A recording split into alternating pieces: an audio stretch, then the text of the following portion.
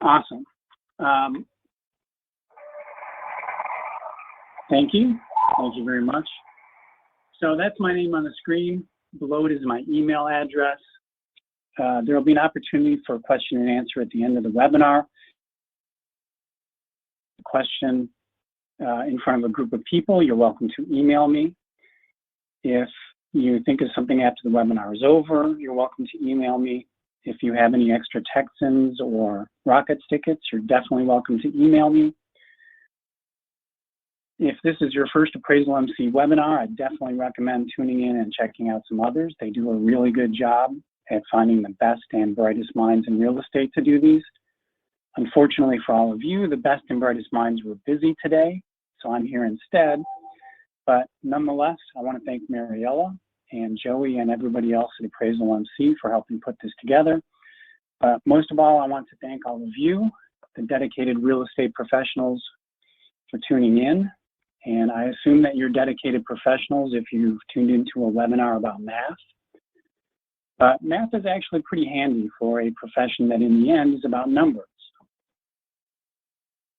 In our world, things like batting average, miles per gallon, interest rate, do a much better job of describing things and much more accurately and precisely than just words alone. So the math that we're going to talk about today is broken down into 4 different categories. We'll talk about statistics, geometry, algebra, and about regression analysis. And the first 3 are sort of the foundation for understanding regression. Once you have an understanding of the first 3, you really have a better understanding of regression. Some of you may already use regression analysis. This will help you understand it a lot better, be able to distinguish between causation and correlation, and determine the credibility of the output. If you don't use regression, it might be something you want to check out. It's pretty cool. It's kind of like doing 1 or 200 paired sales all at once and having the support for your adjustments in your work file. But before we get started, I want to survey the appraisers in the audience. So Marielle, if you can launch the survey. The first question, we have 4 questions, simple yes or no questions, and answer yes to all that apply. And I don't see the polls on my screen, so you may have to tell me the results. Sure, so we've got our poll going. We've got so far 62% of appraisers say yes, they do use algebra to calculate adjustments. We're at 66 right now. Yeah, let's go to regression analysis. Okay, let's go to our second poll, regression analysis.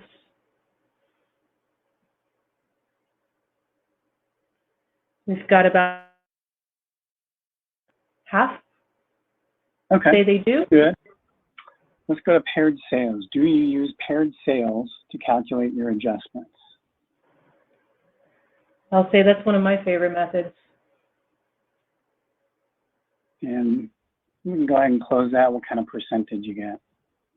So we got 93%, about 90% that say yes, they do use paired sales to calculate adjustments. Awesome. And then last but not least, do you make adjustments to your comparables? And that's okay. I won't need to know the percent on that one. The reason why I started the webinar out this way is because when I talk about math to some folks, their eyes glaze over. But I think it's good to understand that, so roughly 62% say they use algebra, and yet 93% say that you use paired sales. If you're using paired, same thing. And if you're using regression, like 50% of you say you are, and you're using any sort of statistics to make your adjustments, in a loose manner of speaking, you are using regression. Regression is a statistical process for measuring the relationship between variables. And the variables are just the property characteristics, all the stuff that we normally adjust for, square footage, lot size, age. And the relationship is how the subject relates to our comparables. That's a big part of what we do. We relate properties to our subject. We are relationship experts. I'd go as far as to say we're relationship professionals. Go ahead and try that on with your spouse, see how that works. But so the point of this is, a lot of people feel like they can't do this stuff, like it's too complicated. You know, I've been doing this 20 years and I haven't had to learn this stuff. Or I didn't understand that stuff in college or high school. I didn't understand it then, I won't understand it now. And so the point of the survey is that this stuff isn't that complicated. You can do it. In fact, you're already doing it. So with that in mind, we'll get started with some basic statistics, central tendencies. That is just a fancy way for saying averages. The three main types of averages are mean, median, and mode. Mean, if you have 10 numbers, you add 10 numbers together and you divide by 10. That's often referred to as just average. Median means middle. So if you look at the center right column, there's 9 numbers. You just rank them in order from low to high or high to low, and you pick the one in the middle. There's no math involved. Pretty simple. Center left column, to get the median, when there's an even number, the middle happens to fall in between two numbers.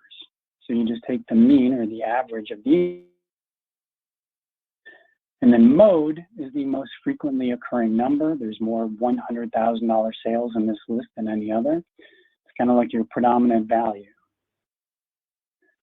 So mean is generally better when the data is consistent, when there are not a lot of outliers or when the outliers are at least not that different. Median is better when the data is less consistent. So if you want to know the average salary of a Microsoft employee, and a bus pulls up to Microsoft and you ask everyone how much they make as they get off the bus, 90,000, 120,000, 68,000, 112. And then Bill Gates gets off the bus, 700 million. That is going to throw off your mean or your average. But if he's just one of 50 people on the bus, that's not going to affect your median, right? So that would probably be a better measure. Or just exclude Bill Gates, and mode, again, is like your predominant value. There's another type of averages, weighted average by significance. It's kind of like using, reconciling your comps. It uses judgment. So if I have 4 comps, and the first 3 adjust out to right around 100,000, and the fourth one's at about 140, with a weighted average, I'm going to estimate 100,000. I'm going to give more weight to these first 3. They're much more indicative of value. They seem to be more representative. This one's an outlier. But if I just take the average or the mean, I'm going to get 110,000. By the way, you ever see a CMA like this? Realtor sends you 3 really good comps, and then one that's just kind of an outlier, or maybe it's a nicer home, it's bigger, maybe it has a pool or backs up to a lake. But when you average it in, the average happens to come out to the comp. That's the difference between a CMA and an appraisal. An appraisal doesn't just use an average, right? Here's what Fannie Mae says about that. The reconciliation is based on the appraiser's judgment. Here's that word again. And must never be an averaging technique. Well, it does make an exception for weighted averages, but that's what we're talking about now. USPAP doesn't specifically talk about averages, but it does say that we have to reconcile the quantity and quality of the data available. In other words, we have to use judgment. Another type of weighted average is by frequency, not like 98.5 FM, but by frequency as in the number in which they occur. How many of them are there? So the MLS where I live has 2 separate databases, one for country homes and one for single family homes.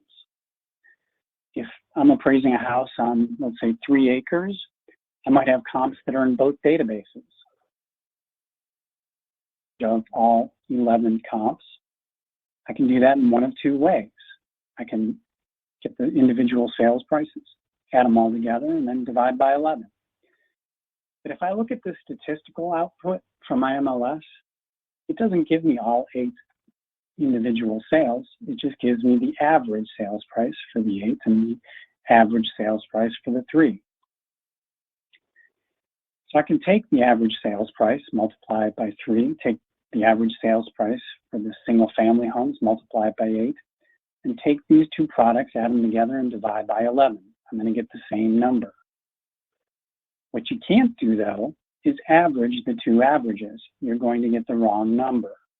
You're giving these 3 sales the same weights as you would these 8 sales. You can't do that. There's almost 3 times as many of them. You just get more weight. Weight by frequency is a good way to average averages. I have one last survey. How many data points, or sales in our case, is enough for a representative statistical sample? I'll let you guys go ahead and respond to that poll real quick.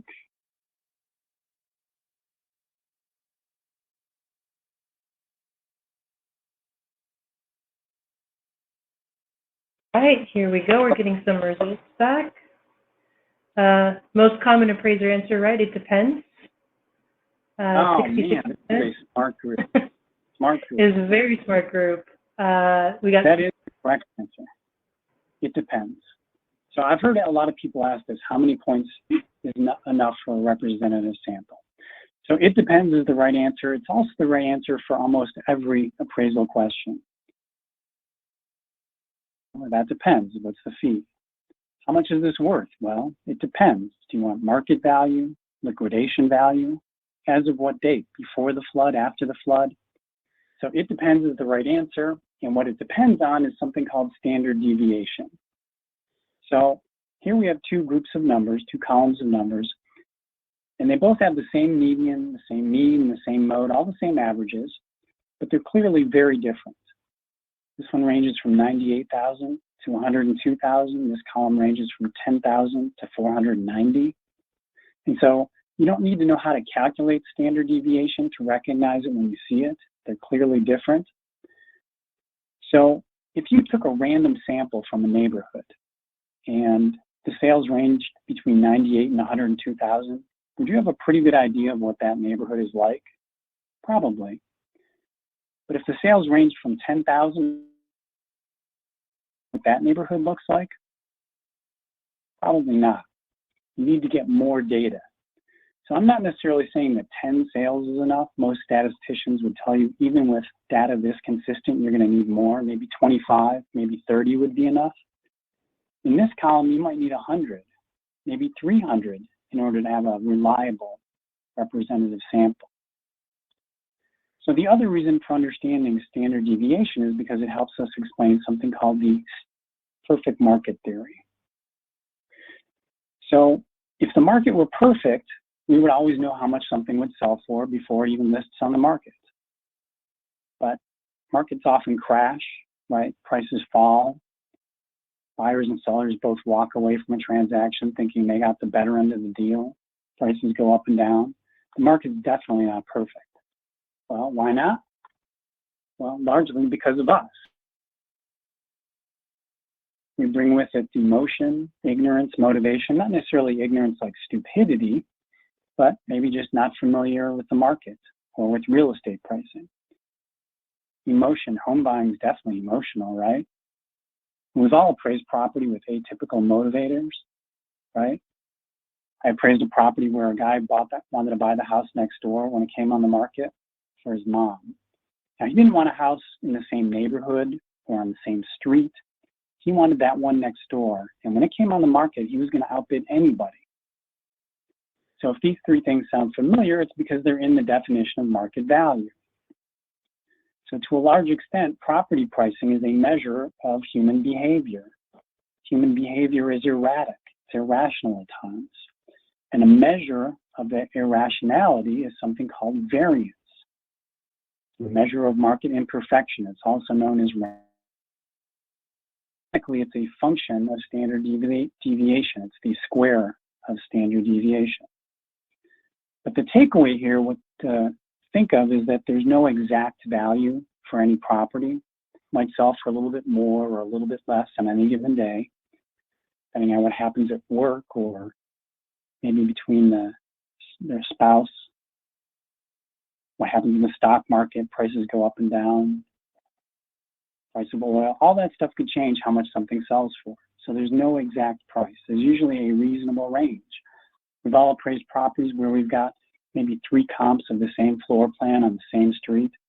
we have a really good idea, a very narrow range of what that property is worth. We've also appraised properties where the comps are scarce and very dissimilar.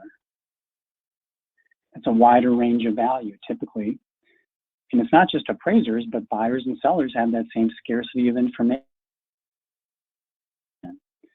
So they may not know what to list or what to offer on a property that's for sale like that. So there's going to be not an exact value, but a range of value.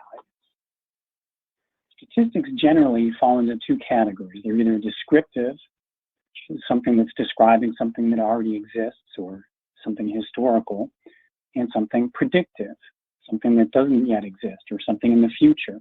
If you've ever seen any financial services commercials in the history of pretty much ever, and they always have that disclaimer, past performance may not be indicative of future gains. If you go to a website of like a Schwab or a TD Ameritrade, they'll have all sorts of statistics about that stock or investment to try to entice you to buy or sell it based on the expectation that you're going to make money. They want you to predict what's going to happen in the future. They want you to extrapolate. They want you to estimate a value or estimate what's going to happen in a range of data. So here's some known data. There's a 2,000 square foot house with a 3-car garage and a pool sold for $200,000 or $100 a square foot. Here it is on the graph, 2,000 square feet, $200,000, there it is. Here's what's unknown. A realtor gets a listing for a 3,000 square foot house. It's got a 3-car garage and a pool, same age, same quality condition, same number of bedrooms and baths. It's just 1,000 square feet bigger. So what would that sell for?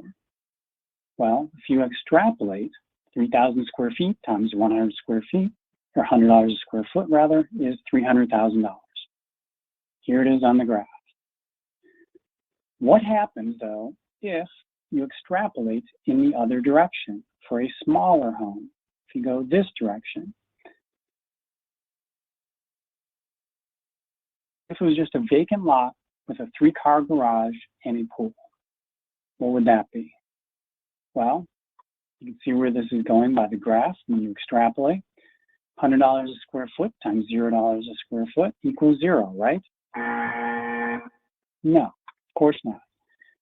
Obviously, no one's giving away a vacant lot, certainly not one with a 3-car garage and a pool. This is one reason why price per square foot is not a recognized valuation technique. It assumes that the entire value of a property is contained in the number of square feet of the house. But obviously, in this example, we can see that's not the case. There's value in the lot, and the garage, and the pool.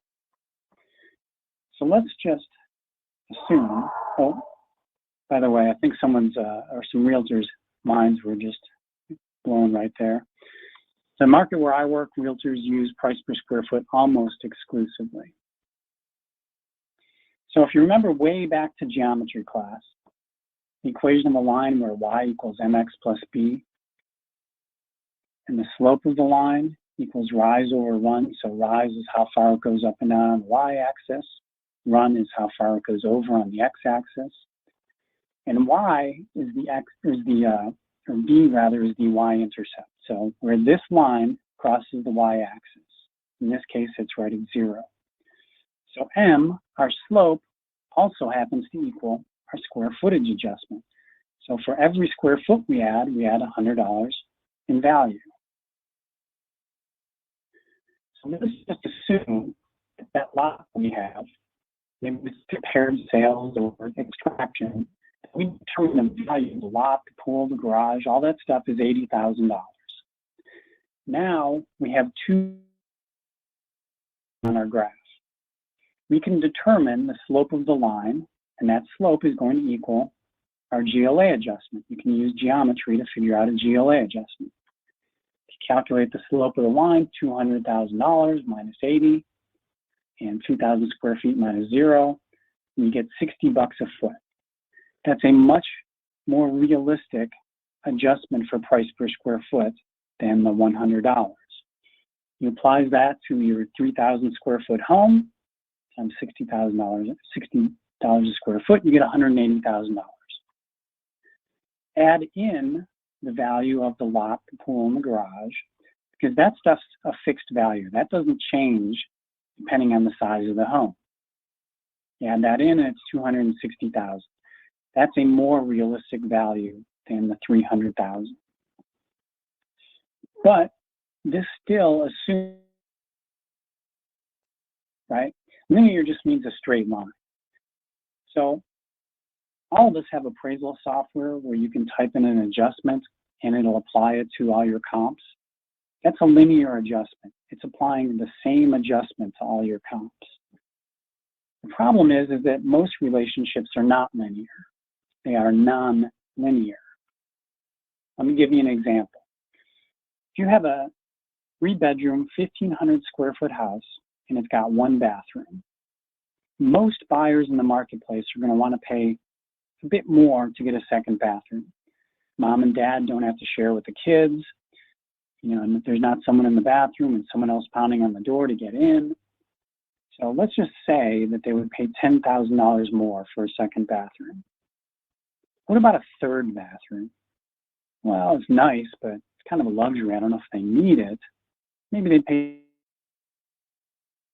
What about a 4th bathroom or even a 5th bathroom? If you tried to wedge 5 bathrooms into a 1,500 square foot house, all the other rooms would be just tiny. So that 5th bathroom is probably not worth $10,000 or even $5,000. It probably has a negative impact on value.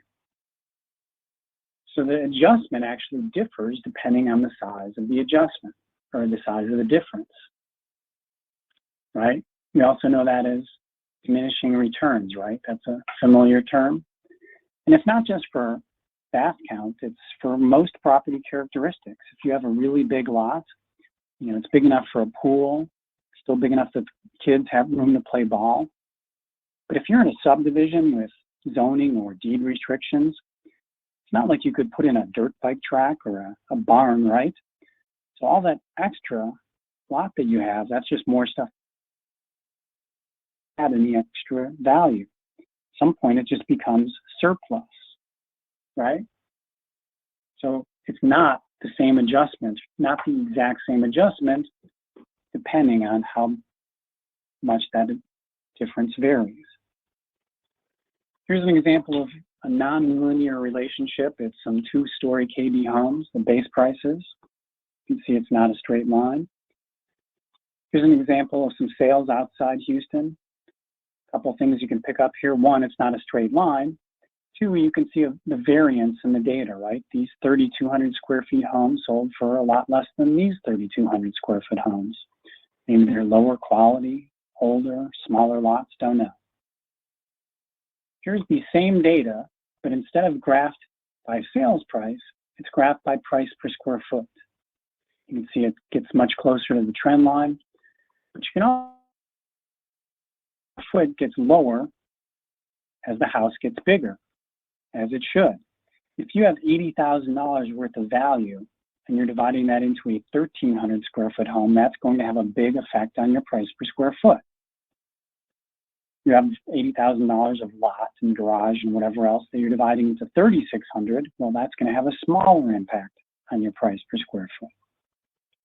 So here's that same data again, but this time I added a straight line in green. And you can see how the trend line and the straight line diverge, how they separate.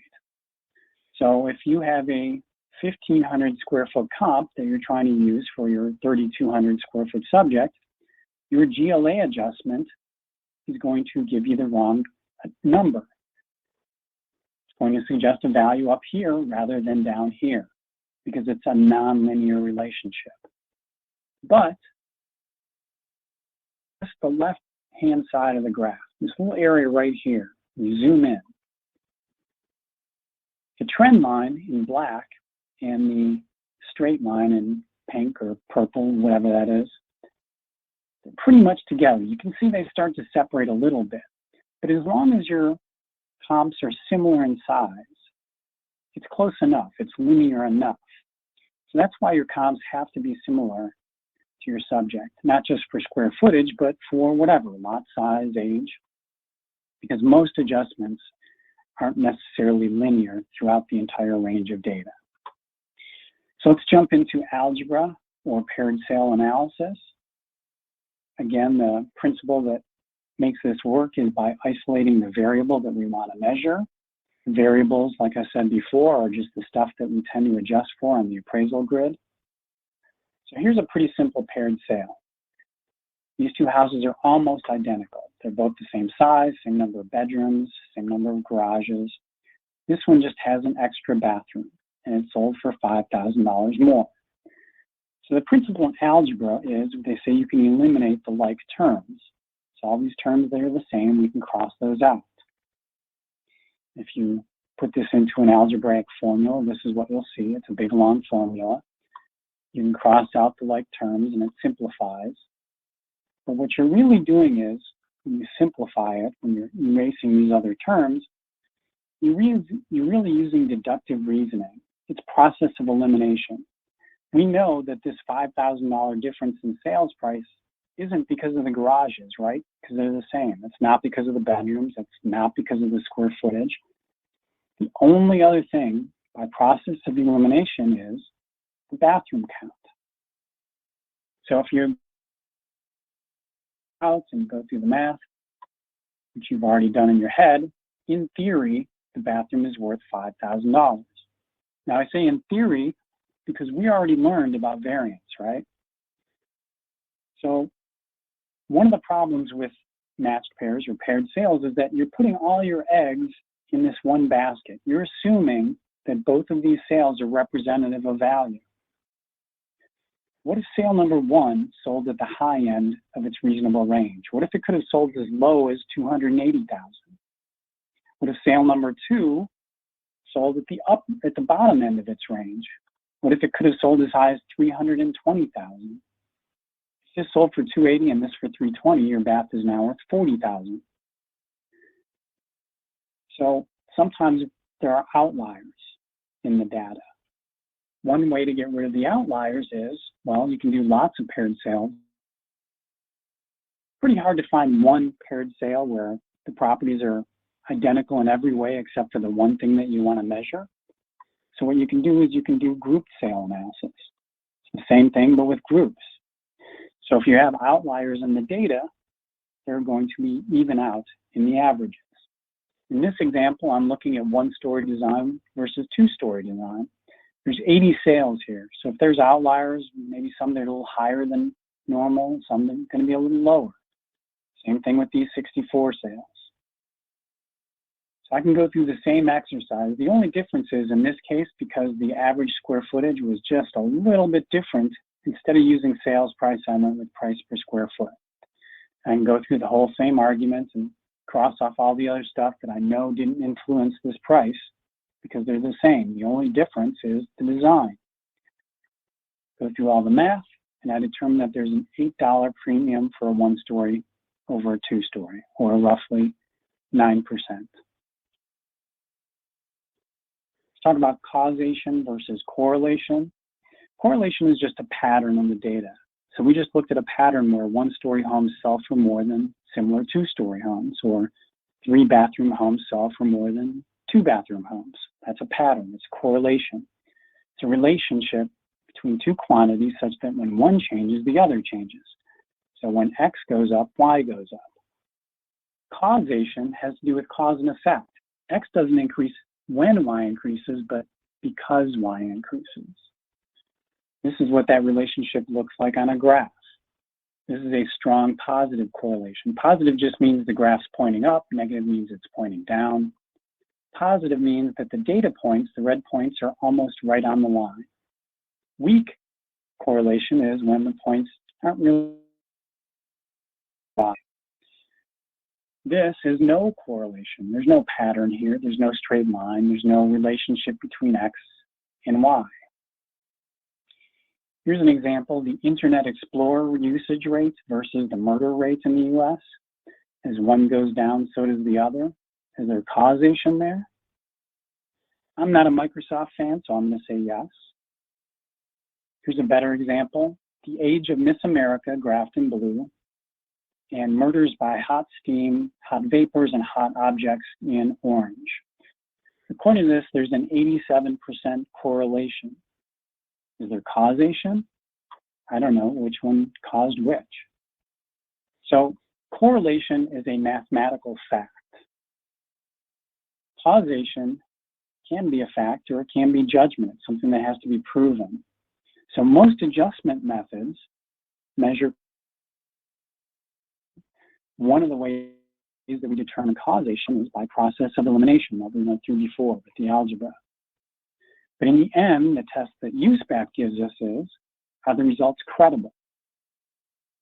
Well, in the end, that's a judgment. Let's talk about regression analysis, a statistical process for estimating the relationship among variables. Again, the variables are just all the stuff on our appraisal grid, all the property characteristics. Relationships are how our comps relate to the subject property. In other words, there are adjustments. The two types of regression that you're likely to use are simple linear and multiple regression. Linear regression is just for one property characteristic, one variable, and multiple regression is for lots of them, more than one. This is the output from a simple linear regression. You don't need to know all of them. The stuff in yellow is the quality control. The stuff in green is the output. Multiple R is how linear the model is. 0.95 means 95%.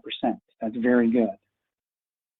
R squared is how many points fall on that line. 90% of the points fall on the line. That's very good. Anything above 75% is generally going to be of some value. The significance S and the p-value are very similar. They're the probability, the chance that all these numbers are a coincidence, that they all just happen to fall into place. Hopefully, you get something below 5%, below 0.05. Anytime you see a number with an E in front of it, that's scientific notation, that means that it's 0.000 and then 12 more zeros before you get to 104. So this model is not a coincidence. Our GLA adjustment, 58 bucks a foot. That's a tiny number, not a coincidence. But look at our y-intercept.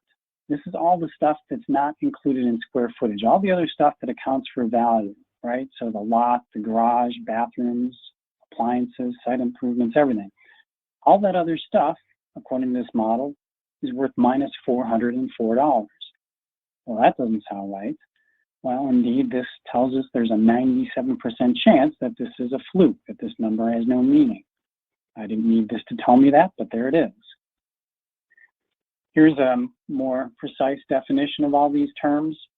We went over most of them, except for the adjusted R squared. It's the same as R squared, but that's what you use for multiple regression. Line fit plots, that's when you graph the output for using line fit plots when you do regression. Here is one for GLA. This is the output for a multiple regression. You can see our linearity is good. 87.4% of the points fall on the line. This tells us the model seems to be pretty accurate. Our GLA adjustment, 61 bucks a foot. That's a really low number. That looks good. Our y-intercept, that looks good too. The value of our lot, all the other stuff that's not in the model, nice low number. Look at our garage adjustment, 6,800 bucks a foot. The p-value is 10.10 or 10%. That's more than what we'd like to see. So this number is probably getting close, but it's not really reliable yet. Look at this number, bathroom adjustment, $21,000. Number, e to the minus 5, but I don't think I trust this number. I happen to know that in this market area, that the developers generally price homes based on the width of the lot. The wider lots have larger, more expensive, and generally more complex designs, higher quality. So part of this $21,000 is actually a difference in quality. I only know that because I know the market. So even though there's a strong correlation here, as shown here, that doesn't mean that there's a strong causation, right? Regression analysis measures correlation, not causation. You still have to determine the causation. Regression is a model. It's like a hypothesis. You have to test it. Try the results out on your appraisal grid. If your adjusted values of all your comps don't get closer together, maybe your model may need some work. Maybe you need to get rid of outliers or get some more data. Or there's another adjustment that you haven't thought of on your appraisal grid. Maybe view, maybe quality, location. But in the end, you're still stuck with that same test from USPAP. Is the result credible? And that brings us to our last and most important point about appraisal math, judgment. Judgment, not math, identifies outliers, reconciles comparables, determines causation and credibility. Math is a tool, but it's not a solution. Appraisers determine the adjustments, not the math. And there's some case history involved with this too, especially with regression. You have to be able to explain your analysis. You have to be able to explain the causation versus correlation. Appraisers have been disciplined. I know there's a case in Idaho. Just handed over the regression output and said, well, this is what the math told me to do, without being able to explain the results and why they're credible. We have to be able to do that, the appraisers. And I think, as I pointed out in those two regression examples, you can't strictly go by the output. Even though there's a strong correlation, there may not be causation. That's something that you have to rely on the appraiser for. And that is all I have for appraisal now.